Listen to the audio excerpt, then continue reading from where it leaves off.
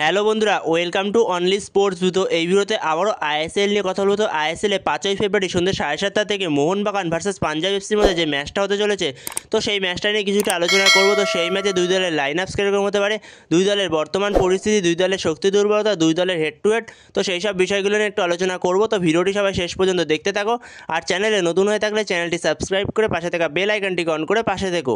তো সেখানে যদি আইএসএলে দুটো টিম কতবার মুখোমুখি হয়েছে সে ব্যাপারে যদি কথা বলা যায়, তো সেখানে আইএসএলে দুটো টিম মুখোমুখি হয়েছে মোট 3বার। তো সেখানে আইএসএলে দুটো টিম 3বারের দেখায় মোহনবাগানই 3বার জিতেছে। তো এদের দুজনের আইএসএলে 3বারের দেখায় মোট গোল করেছে 9টার মধ্যে 7টা গোল করেছে মোহনবাগান আর 2টো গোল করেছে পাঞ্জাব এফসি। তো সেখানে পাঞ্জাব এফসি এবছর আইএসএলে মোট 17টা ম্যাচ খেলেছে, 17 ম্যাচের মধ্যে 7টা জিতেছে, 2টো ড্র করেছে এবং 8টা হেরেছে। তো তারা 17 ম্যাচে 23 পয়েন্ট সংগ্রহ করেছে।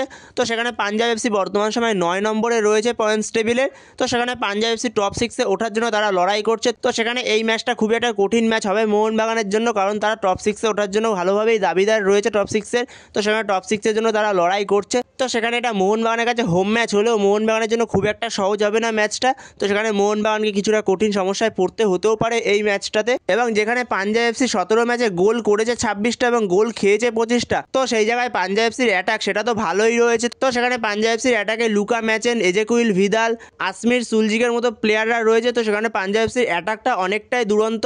তো সেখানে পাঞ্জাব এফসির অ্যাটাক যথেষ্ট শক্তিশালী, কিন্তু পাঞ্জাব এফসির ডিফেন্স, তাদের ডিফেন্সটাই দুর্বল পাঞ্জাব এফসির। তো সেখানে পাঞ্জাব এফসির ইভান নোভোসেলেস, তো সে যেই ম্যাচে না থাকছে বা তো সে যেইটুখানি সময় ধরো উঠে যাচ্ছে বা খেলছে না, তো সেই সময়টুকু পাঞ্জাব এফসির ডিফেন্স খুবই নড়বড়ে লাগছে।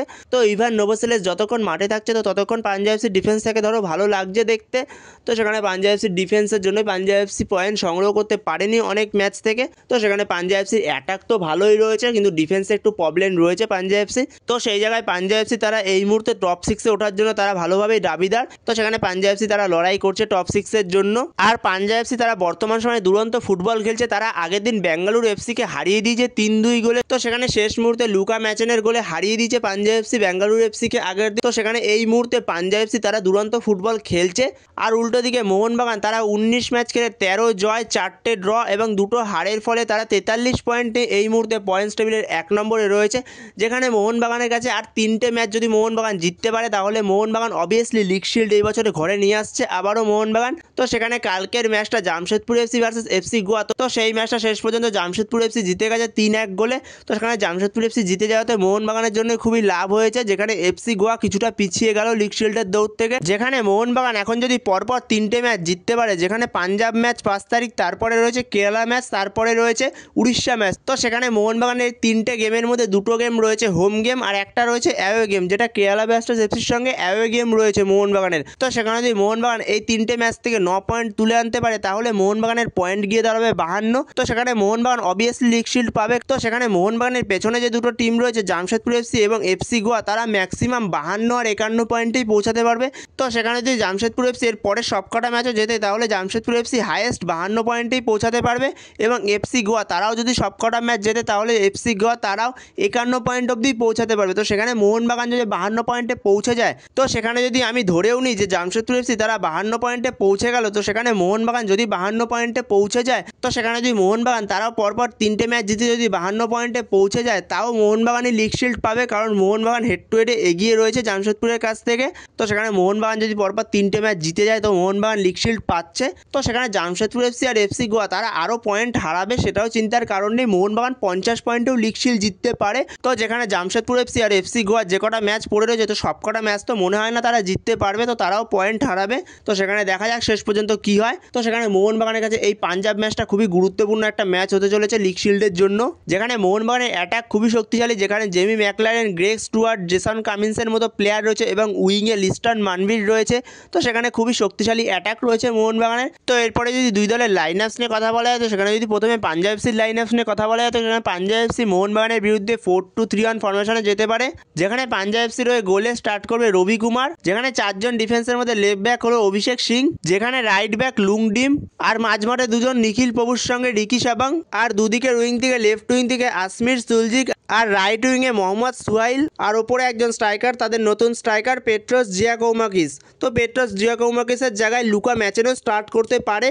তো সেখানে দেখা যাক শেষ পর্যন্ত এই জায়গাটায় কাকে স্টার্ট করে। পেট্রোস জিয়াকৌমাকিসে হয়তো ফার্স্ট চয়েস হবে কোচের, পরে হয়তো লুকা ম্যাচেনকে সেকেন্ড হাফে নিয়ে আসবে কোচ। তো সেখানে মোহনবাগানের বিরুদ্ধে পাঞ্জাব এফসির এরকমই লাইন আপস হতে চলেছে।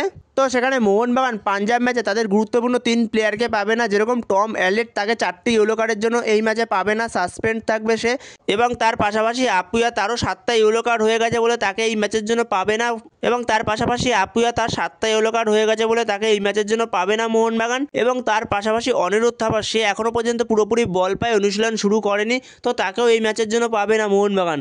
এছাড়া আলবার্টো রড্রিগেজকেও না পাওয়ার সম্ভাবনাই ছিল, কিন্তু আলবার্টো রড্রিগেজেরটা যেরকম শোনা যাচ্ছে আলবার্টো রড্রিগেজ সে বল পায়ে অনুশীলন শুরু করেছে, তো সে আজকে পুরোপুরি বল পায়ে অনুশীলন করেছে। তো সেখানে আশা করছি আলবার্টো রড্রিগেজ সে এই ম্যাচে আবারও স্টার্ট করবে প্রথম 11-এই। তো সেখানে মোহনবাগান কোচ মলিনা সে পাঞ্জাব এফসির বিরুদ্ধে যদি আলবার্টো রড্রিগেজ ফিট থাকে তাহলে মোহনবাগান কোচ মলিনা সে 4-4-2 ফরমেশনে যেতে পারে, যেখানে গোলে স্টার্ট করবে অবভিয়াসলি বিশাল কায়েত, 4জন ডিফেন্সের মধ্যে left back Subhashis Bose, right back Ashis Roy, আর 2জন মেন সেন্টার ব্যাক সেই জায়গায় হবে একজন আলবার্টো রড্রিগেজ আর একজন দিব্যেন্দু বিশ্বাস। আর সেক্ষেত্রে মাঝমাঠে এই ম্যাচের জন্য আপুয়ার জায়গায় খেলবে দীপক তাংড়ি, আর দীপক তাংড়ির পাশে খেলবে গ্রেগ স্টুয়ার্ট না হলে সাহাল আব্দুল সামাদ। তো সেখানে দেখা যাক কোচ মলিনা এই জায়গাটায় কাকে ইউজ করে, সাহাল নাকি গ্রেগকে ইউজ করে। আর দুদিকে উইং থেকে লেফট উইং থেকে লিস্টান ক্লস ও রাইট উইং থেকে মানবীর সিং, আর ওপরে 2জন স্ট্রাইকার জেই ম্যাকলাইন আর জেসন কামিন্স। তো জেসন কামিন্স সে মেনলি একটু জেই ম্যাকলাইনের পেছন থেকে খেলবে, সে মেনলি সেকেন্ড স্ট্রাইকারের রোলটা পালন করবে। তো সেখানে জেসন কামিন্স সে মেনলি একটু পেছন থেকে খেলবে জেই ম্যাকলাইনে।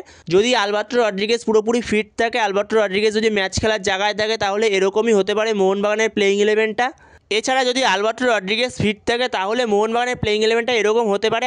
আর যদি আলবার্টো রড্রিগেজ ম্যাচ খেলার জায়গায় না থাকে তাহলে আরও একরকম হতে পারে মোহনবাগানের প্লেইং 11টা, যেখানে মোহনবাগান 4-4-2 ফরমেশনে যেতে পারে, যেখানে গোলে অবভিয়াসলি স্টার্ট করবে আবারও বিশাল কায়েত, যেখানে Mohun Bagan coach Malina all Indian defence line নিয়ে চলে যাবে, যেখানে লেফট ব্যাক স্টার্ট করবে আশিক কুনিয়ান, রাইট ব্যাক স্টার্ট করবে আশিস রায়, আর সেক্ষেত্রে 2জন মেন সেন্টার ব্যাক হয়ে যাবে একজন শুভাশিস বোস আর একজন দিব্যেন্দু বিশ্বাস। আর সেক্ষেত্রে মাঝমাঠে স্টার্ট করবে দীপক তাংড়ির সঙ্গে গ্রেগ স্টুয়ার্ট, আর দুদিকের উইং থেকে লেফট উইং থেকে লিস্টান ক্লস ও রাইট উইং থেকে মানবীর সিং, আর ওপরের 2জন স্ট্রাইকার জেমি ম্যাকলাইন আর জেসন কামিন্স। তো সেখানে জেসন কামিন্স সে মেনলি আবারও একটু সেকেন্ড স্ট্রাইকার রোলেই খেলবে। তো সেখানে গ্রেগ স্টুয়ার্টও সে মেনলি ক্রিয়েটিভিটির রোলটাই প্লে করবে। তো সেখানে যদি আলবার্টো রড্রিগেজ পুরোপুরি ফিট না থাকে, তো সেখানে যদি সেকেন্ড লাইন আপসটা নিয়ে মোহনবাগান কোচ মলিনা যায়, যেখানে অল ইন্ডিয়ান ডিফেন্স লাইন নিয়ে, তো সেখানে আশিক কুরনান এবং লিস্টান ক্লসের মধ্যে 2জনের কম্বিনেশনটা দেখার মতো হবে, যেখানে লেফট চ্যানেলটা খুবই ভালোভাবে কার্যকরী হবে মোহনবাগানে। তো সেখানে এই লেফট চ্যানেলটাই দেখার মতো হবে। তো সেখানে দেখা যাক মোহনবাগান কোচ কোন ফরমেশনে যায়। তো সেখানে আশা করছি আলবার্টো রড্রিগেজের পুরোপুরি ফিট হয়ে যাবে, তো আলবার্টো রড্রিগেজই স্টার্ট করবে প্রথম লাইন আপসে যেতে পারে মোহনবাগান কোচ মলিনা। তো বন্ধুরা তোমাদের কাছে কী মনে হয় মোহনবাগান কোচ মলিনা আর কোনো ফরমেশনে যেতে পারে কিনা বা কোনো রকম চেঞ্জ হয় কিনা প্লেইং 11-এ? তো তোমাদের মতামত অবশ্যই কমেন্টে জানিও এই বিষয়। তো এই ভিডিওতে এই পর্যন্তই। তো এই ভিডিওতে এই আপডেটটা নিয়ে আলোচনা করার ছিল। তো ভিডিওটি ভালো লাগলে অবশ্যই লাইক শেয়ার সাবস্ক্রাইব করতে ভুলো না। তো নেক্সট ভিডিওতে দেখা হচ্ছে, ততক্ষণের জন্য বাই বাই।